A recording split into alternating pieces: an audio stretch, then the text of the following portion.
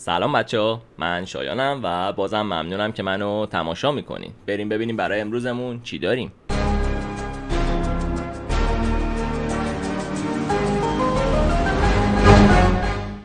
خب بچه ها، من دیدم که اکثر یوتیوبرها نمیدونم سعی کن نخندی، سعی کن گریه نکنی، سعی کن ناراحت نشی، سعی کن نمیدونم به خودت جیش نکنی و همه چی رو ساختم و یه مدت بود تو فکرم بود که یه سری جدید بسازم من. بعد دفعه بزنم عادت که سعی کن پشمات نریزه رو بسازیم ما و اینو اختراعش کنیم.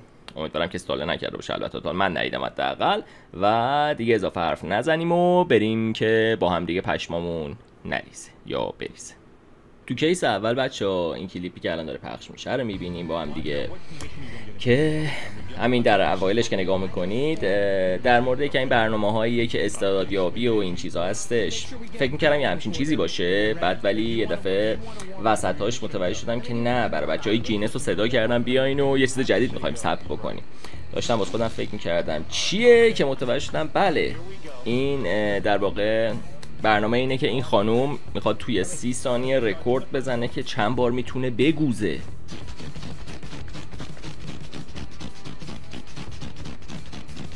ببین یعنی بی‌نظیره برای خودشو، یعنی ماشین صنعتی داره کار میکنه و مکش داره و خروجی مکش خروجی مکش خروجی. و از همه جذاب‌تر این یاروه که بغلش نشسته میکروفون گرفته. دقت کن چه هدی هم داره میزنه، فازشو گرفته، ریتمشو گرفته و داره هدش هم میزنه. و همونطوری که میبینید 27 ثانیه و 88 89 و احتمالاً تهش چقدر شده بود؟ بلحظه 30 ثانیه 93 بار. میدونی یعنی چی؟ یعنی هر ثانیه 3.1 تقریبا تو هر ثانیه 3 بار میگوزه. آره. و حالا اینو دیدم اینم بهتون بگم، خیلی چند سال پیش ما یه رفیقی داشتیم، علی نامی بود. اینم همین جوری بود تو جمع رفیقایی که بودیم، ارادی میگوزید. بعد ارادی که یعنی همین شکلی پشت سر هم تون و اون موقع که بهش میگفتیم میگفت کاری نداره که ببین همینطوری که نفس میکشی بعد میدی بیرون هوا رو، میگه همینجور با باسنت دیگه چی میگن، هوا رو میکشی تو بعد میدی بیرون، میکشی تو میدی بیرون، میکشی تو میدی بیرون. و آره خلاصه البته ما این داستان گینس که الان اینجا بود و یه قسمت هم راجع به رکوردهای عجیب غریب ساخته بودم که چیزایی که توی گینس ثبت شده، اندام بزرگانم چیه بزرگ اینا. و اگه دوست داشتین میتونین اونم برین ببینین، برنامه باحالی بودش. بریم بعدی. خب کیس بعدیمون این خانومیه که مشاهده میکنین رفته توی این هایپرمارکتایی که اونور هستش، فروشگاه بزرگا، و چادری هم بوده. دقیقا نفهمیدم کدوم کشوره، فکر میکنم بعد ترکیه باشه رو لهجه و ایناشون یا مدلی که حرف میزنن. و رفته دزدی کرده، شاپ لیفتینگ میگن چی میگن، و یه سری وسایل برشته و زیر چادرش قایم کرده. و شما فقط حجم رو ببین که چقدر دزدیده و جالب‌تر اون پر رو بودنشه. تهش مثلا بهش میگن که همینا چیز دیگه نداری، بقیشن چادر و شلوار و همه رو میزنه کنار، نشون میده ببین فقط دیگه شورت مونده دیگه، اینم میخواد در بیارم. و خیلی هم شاکیه که مچشو گرفتم و حجم عجیب غریبی رو جا داده اون زیر. اینجوری شدش که اون بنده خدا کشف حجاب و یه چیزی میدونست که گفتش دیگه. بریم بعدی. خب کیس بعدیمون یه دونه عکسه. اون روز داشتم واسه خودم دوباره میگشتم این عکس رو دیدمش و میدونی یاد چی افتادم. چند وقت پیش چیزی شنیده بودم، مقایسه اندام خانم و آقایون بود. یکی اومده بود نوشته بودش که همین بیضا یا تخمی که ما آقایون داریم و اگه همین الان مثلا این مال خانوما بودش کلی بهش رسیدگی میکردن، یه عالمه لوسیوم، کرم، نمیدونم چی چی چی، انواع و اقسام لوازم آرایش، لوازم بهداشتی، لوازم رسیدگی و براش اختراع میشدش و انقدر به قول معروف بهش رسیدگی میکردن که یه چیز گوگولی مگولی خیلی خواستنی میشدش و خلاصه وضعیتش این نبودش که آدم همه چی رو دایورت کنه روشون. و دقیقاً یه عکس رو دیدم یاد این افتادم و برای اولین بار دیدیم که بابا یه نفرم رفتش سراغ آقایون، یه رسیدگی کرد و برای تخما یا بیضای آقایون یک شامپوی مخصوص درست کردن، فقط و فقط مخصوص بیضاها. و البته نوشته های روش که دارم میبینم به نظرم حالا یا یونانی یا روسیه، دقیقا حروفشو نمیتونم بشناسم. اما یه سوالی که همیشه تو ذهنم غیر اینا مطرح بودش، مثلا این شامپو رو میزنی اون قسمت بدن از کجا میفهمه که این شامپوه یا این کرمی که میزنه مخصوص خودشه؟ مثلا چه میدونم میگن کرم دور چشم، مثلا کرم دور چشم فرقش مثلا با کرم پیشونی چیه، فرقش با کرم صورت چیه، یا مثلا کرم صورت فرقش با کرم دست چیه اصلا؟ یا اینم همینه دیگه، مثلا این شامپوی تخمه، مثلا شامپو سر و شامپوی موهای مثلا چربو بزنی به تخمات میفهمه، میگه نه این شامپوی من نیستش، یا اینو بزنی براق‌تر میشه، بهتر میشه، اوضاعشون پربادتر و خوش فرم‌تر وامیسن. اینم نمیدونم، اما خلاصه خوشحال شدم که این دیدم و برگام ریختش. بریم بعدی. کیس بعدیمون داشتم تو توییتر میگشتم و با این توییت مواجه شدم که میگه که دیروز توی فیسبوک یه پسر آلمانی اومد دایرکت، وقتی فهمید ایرانی هستن گفت سلام، سرود سلام فرمانده به آهنگ محبوب جوانای اروپایی تبدیل شده و عده زیادی با شنیدنش مسلمون شدن. گفتم باورم نمیشه، عکس آلتشو برام فرستاد، باورتون نمیشه، ختنه کرده بود و مسلمون شده بودیم. مثل این که خلاصه برگام ریخینو خوندم، چون قبل تر از این چند وقت پیش یه دونه توییت همین تو همین سبکا بودش، بعد یه خانم اصلا چودری مذهبی طور نوشته بودش که نمیدونم بعد از اتفاقات چه چیزی توی اروپا همه دیگه دارن مسلمون میشن. یه مقامی تو ایران یه حرفی زده بودش و گفت به خاطر تأثیرات اون همه دارن مسلمون میشن و شاید باورتون نشه من هفته گذشته حداقل با 10 تا سیاه پوستی که بودم 9 تاشون ختنه کرده بودن و آره برگام. بریم بعدی. کیس بعدیمون دوباره از توییتر این داستان میگه که پسره قبل از اینکه داماد خانواده بشه همراه پدر خانواده گی میکرده. What the fuck. و بعد پدره گفته بیا خواستگاری دخترم که راحت بتونی بری بیای و همیشه تو دسترسم باشی. و پسره تو شرکت پدر زنم کار میکنه و به عنوان ملاقات و قرارداد کاری میرن یه شهر دیگه، 2-3 روزم میمونه اشغال به راه و این حرفا. و یه بنده خدایی آماده روش نوشته که فکر کن شوهرت اونی باشه، بعد بابات بکنتش از کسی که از بابات لب میگیره لب بگیری، هرچی بهش فکر میکنم دارک تر میشه، واقعا دارک میشه. خیلی عجیبه ها. من تو این مایه ها فکر کنم مثلا معذرت میخوام، بالاخره زن شوهرن دیگه، فکر کنم مثلا خانومه میخوادش که یک حرکتی با دهان بر آقا انجام بده، یه مقدار چیز کنه براش، اون دولی که توی باسن باباش بوده رو داره میل میکنه. خیلی عجیبه خداییش. بریم بعدی. کیس بعدیمون دوباره این تصویر هستش که توی فرودگاه گرفته شده، قسمت مبارزه با مواد مخدر و ضد قاچاقچی و این حرفا، به یکی شک میکنم میفرستنش دستگاه و این عکسیه که از بدنش گرفته شده. نه فیلم متر 6.5 رو دیده بودین یا نه؟ خیلی یارو باید چیز داشته باشه که میخوره اینو، نمیگه یه دونش یه ذره مثلا درست چی میگم بهش بسته بندی نشده باشه و اون تو بازشه چه اتفاقی براش میفته. خیلی چیز دارن خداییش، یا شاید هم خیلی درگیرن یا خیلی گرفتارن، به پولش احتیاج دارن. حالا هر چیزی. چیز بعدی که به فکرم رسیده بود که چه جوری بعدن اینا در میاد آخه بابا. ما یه دستشویی میخوایم بریم، چی میگن یوبوست یقمون میکنه، تمام این موها رو میکنیم، عرق از سر و صورت میچکه، بدبخت میشیم، سیل خون و اشک جاری میشه. بعد بابا تو اینا رو چی جوری این همه رو میخوای پس بدی؟ اصلا باورم نمیشه. زور میزنی دوب دوب دوب در میادش و چی جوری پاکش میکنی و یکی اینو میگیره مصرفش میکنه. کیس بعدیمون دوباره این دوتا عکسیه که وجود داره که تاریخ شناسا اینا رو پیدا کردن و متوجه شدن که به اینها میگن شورت نجابت.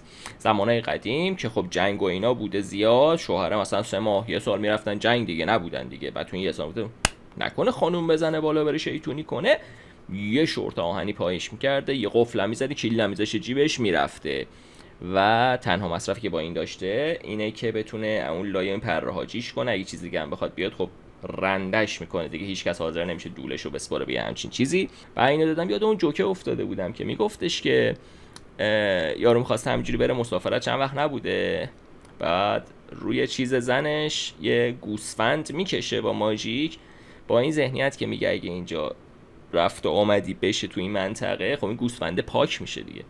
یارو میره و زنم شیطونیاشو میکنه، روز آخر که یارو میخواسته برگره زنه سری خودش یه دونه گوسفند دیگه هم میکشه و شوهره میادش و چک میکنه، میگه گوسفنده چرا بزرگتره نسبت به اون چیزی من کشیدم؟ زنه میگه خب آره دیگه این مدت که نبودی از علفای دورش خورده چاق شده.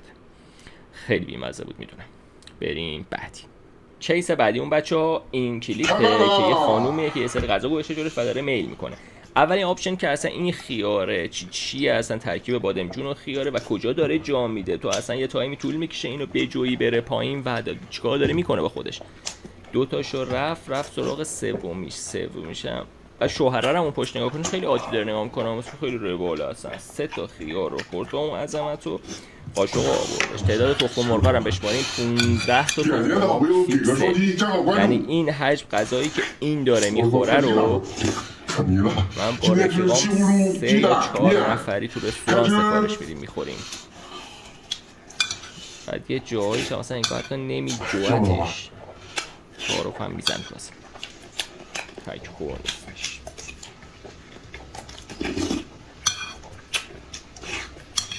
این همه تخم مرغ چه بلایی تو معده سر این میاره، میدین چه بویی میده الان. و تنها چیزی که بزنم مثل که شوهره چقدر میترسه واجی. فکر کن یه همچه آدمی باش زندگی بکنه این گوش نش بشه شب چیزی نباشه خود شوهره رو هم میخوره. و خلاصه دیگه حرف نزنم بقیه‌اش هم خودتون ببینید. یه موقع یه ذره بزنم جلو تهش هم ببینید که تازه بعد اون 3 تا خیار رو بعد این 15 تا تخم مرغ اون کاسه آش 5 نفره هم هورت میکشه و میره بالا.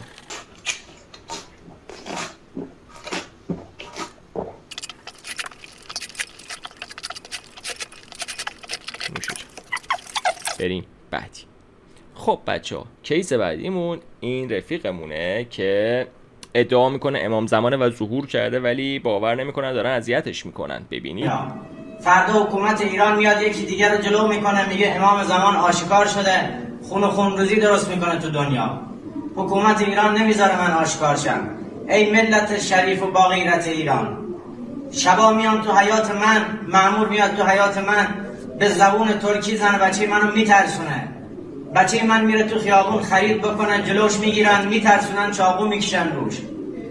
ناموس من، زن من مریم مقدس میره تو خیابون میان میکشن جلوش متلکش میندازن اذیتش میکنن. ای ملت شریف ایران حمایت کنید. آقای رئیسی تعصب ایرانی بودنت کجا رفت؟ چرا من اینقدر به شما میگم بلند نمیشید بیاید جلو؟ ای مردم دنیا پیامبرتون آشکار شده، کمک کنید، حمایت کنید. خب حالا این که تموم شد چند تا نکته کلا. این که اولیش که ادعای ظهور کرده و میگه من امام زمانم و کاری با اونش ندارم. بعدش که جالبه میگه زنم مریم مقدسه، مریم مقدس هم اومد ازدواج کرد با امام زمان. تهش هم نمیگه که امام زمان اذیت میکنن، میگه پیامبر خدا رو دارن اذیت. بلا فاصله بعد امام زمان یه پیامبری رسیدش و عجیبه کلا. بریم بعدی. کیس بعدیمون بچه‌ها این خانم داغونه و متاسفانه ببینی یه ذره‌شو دختر کلیه‌شو فروخته و میگه نه من فکر میکنم کار درستی کردم چون سال‌هاست میخواستم داشته باشم، حالا عقده‌شو داشتم فلان بیسار و بالاخره این کارو کردم و رفتم گرفتمش با هم آنباکسش کنیم مثلا. من واقعا نمیدونم چه بلایی داره سر خودش میاره آدمی زاد در این دنیا. کلیت رو برداشتی فروختی، بدنت رو ناقص کردی، اصلا نمیفهممشون. از هر ذهنیتی نگاه کن اصلا هیچ درکی اینا من ندارم که آدم چقدر میتونه مخش تعطیل باشه. البته این داستان آیفون که شد یاد این داستان قانون جدیدی که گذاشتن افتادم که آیفون دارن وارد میکنن گمرکشم 100%. یعنی شما هر یه آیفونی که بری بخری به اندازه 2 تا آیفون باید پول بدی، یه دونه برای خودت یه دونه به دولت هم باید بدی. و دیگه اگه این راهزنی نیستش چیه نمیدونم دولت خدمتگزار چیکار داره میکنه. بریم بعدی. کیس بعدیمون این زن شوهر گوگولی هن.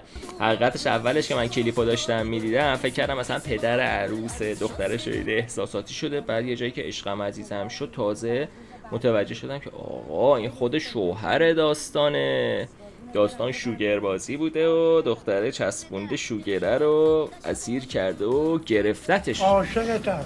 منم عاشقتم.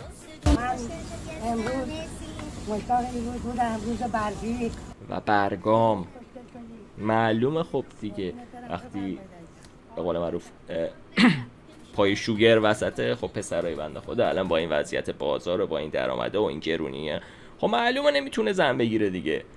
عدالتی آخه. ولی بازمش کرد من فکر میکردم شوگرها بگیر نیستن، شوگرها هم بگیر شدن. بریم بعدی. کیس بعدی که میخوام نشونتون بدم و برگاتون بریزه احتمالاً پسر گیه و گویا تا الان چیز دختر نزدیک ندیده. از اون دستاست که فکر میکنه دخترها هم دول دارن احتمالاً و برای اولین بار ببینیم با هم داره دختره میکشه پایین و برای اولین بار بهش نشون میده داستانو و پسر رید کپ کرد ترسید قشنگ دیگه اینجا. ببین واکنشش بی‌نظیره اصلا، عجیبم هستش آخه. نمیدونم با این همه فیلم پورنو نمیدونم چی و چی و چی که وجود داره مگه میشه آخه تا ندیده بوده باشه. خیلی عجیب بود. ولی خلاص اون قسمتی که میترسه میرینه به خودش برام جالبه که میگه دوله تو کو خوش شده افتاده چرا مثلا تو این مایاس. چند سال پیش یه دوستی داشتیم، دوست خودم نبود، دوست مشترکمون بود، یعنی یه دوستی داشتم دوستمون بود، اومده بودش و این بنده خدا گی بود و خب توی اون جمع باهاش صحبت داشتم میکردم و بحث این شده بودش و بهش میگفتن که تا حالا مثلا با دختر نبودی؟ میگفت نه تجربه نکردم خوشم نمیاد اصلا. خلاصه از اون انکار و از این رفیقای ما اصرار این واقعا میگفت واقعا دوست ندارم خوشم نمیاد اصلا. خلاصه رفته بودن و براش یه دونه بیزینسی پیدا کرده بودن، پول داده بودن، آورده بودن و آقا اینا فرستادن تو اتاق. بعد از چند دقیقه دیدین صدای داد بیداد خانومه داره میادش که داره فحش میده. در واقع کردن چی شده؟ گفت کثافت بالا آورد و واقعا پسره بعدن تعریف می‌کرد، میگفت همین که چیز کرده بوده، میگفت انقدر حالم بد شده بعد از اینکه نتونستم جلو خودم و واقعا بالا آورده بود، حالش بد شده بود و برگام ریخته بودش، مثل اینکه واقعا راست میگفتش که خیلی گی خالص بود. بعد دکتر احمدی نژاد میاد میگه ما توی ایران اصلا هم جنسگرایی نداریم. بریم بعدی. کیس بعدیمونم بچه‌ها این پسره است، زنگ زده به آقایی داره با دربارن صدا دخترونه اسکلش میکنه، مثل احمد ذوقی بود قدیما، این مثلا جدیدنه. آقا ببین برگام مگه میشه تو انقدر صدای دخترونه خفن در بیاری آخه؟ میگه فقط یعنی اصولا پسرها بعدن که بالغ میشن یا حالت رگه‌دار میشه صداشون. تو نمیتونی اصلا نمیشه. دخترا نمیتونن خیلی ساده. بریم بعدی. کلیپ بعدی که بچه‌ها براتون پیدا کردم واقعا باید برگاتون بریزه. این آقا راهب‌های معبد شاولین کنگ و این حرفا و یکی از تمریناشون یه خانم بالغ اومده روی تابی نشسته که سر تابه رو وصل کردن به دول رفیقمون، آویزون از دول یارو تابش میده. قدیما فوش بود میگفتن بی بشین سر چیزم تاب بخور، کنده نمیشه، کنده هم نمیشه. چش میاد این الان. بریم بعدی. خب بچه‌ها کیس بعدیمون دوباره یه عکسه که توی اینستاگرام پیداش کردم به این صورت که می‌بینین. نوشته یه قلوب بخور 3 نفر رو همزمان بکن. حشریت زده به بشریت اصلا. به جز این یه عکس دیگه هم دارم از روی یه قسمتی از پیجش عکس رو گرفتم.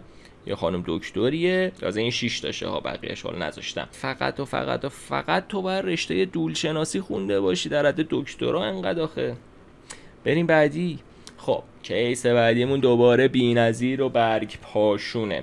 پس از پل عابر پیاده به خاطر بی‌حجابی صدور حکم شلاق حالا برای پل، دادستان مشهد این حکم رو پس از نماز جمعه به صورت نمادین اجرا می شود. ایشون اینو فرمودن. این جای سر رو گردن و روی بدن، جای سر تو کونه بقیه نیستش آقا. بریم بعدی. 2 تا عکس بعدیمون هم که بی‌نظیر هستن. خب این روزا مد شده دیگه، یه سری جاها در حمایت از اسرائیل دارن میرن، یه سری جاها هم برای حمایت از فلسطینی‌ها دارن میرن جلو دیگه و یه 2 قطبی توی کل دنیا تشکیل شده. اما یه موقعی توی این حمایت از فلسطینی آدم یه چیزی میبینه برگ نمیمونه براش. الان این رفیقمون پرچم فلسطین رو گرفته دستش و جزء دوستان چیز جنسیتیه، میخوره مثلا گی باشه حالا یا به قول معروف ترنس باشه یا هر چیزی و واقعا نمیدونه این رو. الان اون فلسطینی که داری در دفاع ازش اینو گرفتی، نمیدونی اگر کوچکترین فرصتی پیدا بکنه تو رو میگیرن، سرتو میبرن، اعدامت میکنن، تیکه پارت میکنن به واسطه گرایش جنسی که داری. واقعا اینو نمیدونی؟ چقدر بابا تو چه باسنی داره. بریم بعدی آقا. عکس بعدی من دوباره برگ ریزونه. پرستار بانک اسپرم پس از عدم شستشوی صحیح دستهاش باردار شده. یعنی اینو کجای دلم بذارم؟ اصلا مگه با دستکش اینا کار آزمایشگاه اینا نمی‌کنن؟ با خود دست که نمیره توی به قول معروف اسپرم مردم که بعد تازه نشورتشو، بعد تازه تو چجوری برد اونجا بلا فاصله بعد اینکه مثلا کاراتو کردی رفتی توی اتاق استراحتگاه بلا فاصله شروع کردی خودارضایی. میدونی چی میگه؟ اصلا خیلی خبر عجیبیه برای خودش به خدا. برگ نمونده برای آدم انصافا. بعد این مصداق بارز خیانت در امانت. یارو اینجا بانک اسپرم اومده اینجا به امانت گذاشته، تو برشی دستو کردی توش برای جایی دیگه پخش کردی. خب اگه اختلاس این نیست چیه؟ حتی تازه به جزی ذهنیت دیگه، حالا این باردار شده اون بچه‌ای که به دنیا میادش ارث میبره از این پدره نمیبره، چی جوریه داستان؟ و خیلی عجیبه. خلاصه بریم بعدی. کلیپ بعدیمون اثبات میکنه که آقا پشت سر هر فیلمی، فیلمنامه‌ای، کارتونی، انیمیشنی یه ایده اولیه‌ای است که یه واقعیت گرفته شده. حتی فیلم‌های علمی تخیلی هم که ببینیم از یک واقعیت خاصی به قول معروف ایده گرفته شده و این کلیپ دقیقاً این اثبات میکنه. تا مجری یادتون میادش این الان مثلا داره درختن و پاهاشو ببینید چی میشه به واسطه این مثلا پاهاش بلند میشه اصلا دیگه دور میشه. همین صحنه رو دیدید. بریم واقعیت. ما اینجا یه خانومی رو داریم که اصلا کپی برابر است صحنه قبلیه، دقیقاً همون چیزی که الان دیدیم تا آخرش شد. این خانوم اینجوری شده و اصلا شیپ بدنی دختره یه جوریه. میدونی خوراک پسر بودنه، مخصوصا تو فصل تابستون به واسطه این فضای کمی که اونجا هستش برای دم و دستگاه عرق میکنه، فشار میاد. شنفه خانم رو ببین قشنگ بازه، هوا میخوره میره میادش و اصلا تحت فشار هم نیست و چه عشقی میکنه اگه این خانم دول داشت. و به جز این چیز دیگه ذهنمو مشغول کرده. خیلی معذرت میخوام اگه ایشون مثلا با دختر خانم چی میگن یه آقا پسری بیاد با این خانم رفیق شه و مثلا اول رابطه است نمیتونه یه دفعه بگه آقا بریم تو ته کار که حالا مثلا درنده بیه دو تا بوس و این حرفا. معذرت میخوام یه لاپایی کجاش میره میاد نمیدونم و معذرت میخوام. بریم بعدی. خب میرسیم به یکی از گلای این سریمون. آقای خردادیان جدیدن یه مصاحبه کرده که با هم ببینیم. اول از یه موبایل بگیر و این و اون و اونا. آره میدونم بس سنم بالاتر از شماست، منم جوون دوست دارم متاسفانه یا خوشبختانه ایرانی هم دوست دارم. میگم باشه خرج میکنم شوگر ددی میشم ولی به هر چیزی به جاش. الکی نمیشه که. باور کن اگر من بیا تو این دوربین دارم میگم اگر من بدونم یکی منو واقعا از ته دل برای خودم دوستم داره همه کار براش میکنم. من که بچه‌م ندارم، بعدم زندگیمو چیز ولی من باورم نمیشه اصلا. ولی هر چی دارم استثناء روی هیچ صحبتی نمیکنم، چون هر صحبتی که بخوام بکنم مجبور میشم هیت بدم بهش و متنفرم اینکه به یه نفر هیت بدم. و خودتون دیگه قاضی باشین. به قول احمد آقای هاشمی قضاوتش با شما. بریم بعدی. دوستان اومده اما اونا دوتا زن شوهرن، شب اون دوتا میرن تو اون دوتا میرن تو ما با متکا بغل کنیم بخوابیم. چرا؟ حیف نیست آخه همچین چیزی همچین لوبتی تنها بمونه. کلیپ بعدیمون هم بچه‌ها دوباره یه مقدار اوضاع خیته. اون آخونده بود میگه خیلی اوضاع خیته. دقیقاً همونه. طرف رفته پیش دکتر ممه‌هاشو عمل کنه، ممه‌هاشو درست کرده، بعد برداشته الان ببین کیک و گل این چیه اومده درت فیلم برداری هم کردن این قضیه. دکتر مهربون چه زحمت کشیدی. ممنونم بابت سینای خوشگلی که برای من درست کردی. سلامت باشی. ممنونم بابت سینای خوشگلی که برام درست کرده بودید و این حرفا. آقای دکترم خیلی ممنون. خواهش می‌کنم تا من دارم بچرخه براتون نمیدونم دهن خورش خوب باشه چی و واقعا اوضاع خیته. حالا من اگه واقعی خیلی خرن، اگرم تبلیغات دکتره خیلی خره. آخه این چه تبلیغاتی آخه و خرطوخره. بریم بعدی. کیس بعدیمون دوباره یه خانمی اومده داره مصاحبه میکنه، به دختری میرسه و ازش میپرسه که تا حالا خیانت کردی یا نه. ببین که تا حالا خیانت کردی؟ میگه با آدمیزاد نه. میگه what the fuck منظورت چیه؟ میگه با سگ دوست پسرم سکس کردم. اصلا با هاپو مگه میشه؟ چند وقت پیش یه کلیپی پخش شده بود دوره تلگرام، یه دختره بود یه چیزی میمالیدش رو چیزش، بعد این سگه میومد میلیسید به هوا، اینکه اون ماده رو دوست داشت، اون موادی که زده بود، حالا هم چی بودش به واسطه اون میلیسید، حالا مثلا اینو یه لذتی می‌برد اصلا. بعد این دیگه رد کرده، میگه سکس کردم باهاش. اصلا یعنی چی سکس کردم؟ البته شدنیه، چرا نه دیگه، صاحب سبک اصلی، صاحب داگ استایل خودش سگ است دیگه. بریم بعدی. کیس بعدیمون دوباره یه کلیپیه که داشتم نگاه میکردم. قبلش این نکته رو بگم، من روزی که شنیدم که پرندگان هم عین بقیه ما پستانداران اینا دول دارن، ریدم به خودم و تازه داشتم با اون کنار میامدم که این کلیپ رو دیدم. آقا کفتر پریده رو مادهه داره چیز میکنه، حل کارش هم تموم شد، اومد این ور دیگه. منطقی بود تا اینکه ادامهش رو دیدم، اون ماده نبود، اونم نر بود و نوبتی دارن به قول معروف باسن همدیگه میذارن. مگه حیوانام دیگه اونک بازی دارن؟ مگه حیوانام آخه؟